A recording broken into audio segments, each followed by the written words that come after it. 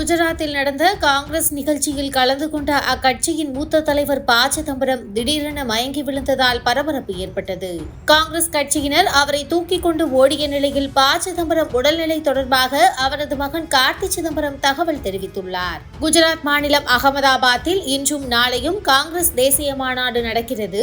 60 ஆண்டுகளுக்கு பிறகு குஜராத்தில் நடக்கும் இந்த மாநாட்டில் கலந்து கொள்வதற்காக காங்கிரஸ் கட்சியினர் படையெடுத்துள்ளனர். காங்கிரஸ் தலைவர்கள் சோனியா காந்தி, மல்லிகார்ஜுன கார்கே, ராகுல் காந்தி உள்ளிட்டோர் இந்த மாநாட்டில் கலந்து கொண்டுள்ளனர். காங்கிரஸ் மூத்த தலைவர் ப. சிதம்பரம் மாநாட்டில் கலந்து கொள்வதற்காக குஜராத் சென்றார். சபர்மதி ஆசிரமத்தில் நடந்த நிகழ்ச்சியில் அவர் பேசிக் கொண்டிருந்த போது திடீரென உடல்நலக்குறைவு ஏற்பட்டு மயங்கி விழுந்தார். உடனே பதற்றமடைந்த MP விஜய் வசந்த் உள்ளிட்ட காங்கிரஸ் கட்சியினர் அவரை தூக்கிக் கொண்டு ஓடினர். உடனடியாக ஆம்புலன்ஸ் மூலம் மருத்துவமனை அனுப்பி வைக்கப்பட்டு ப. சிதம்பரத்திற்கு சிகிச்சை அளிக்கப்பட்டு வருகிறது.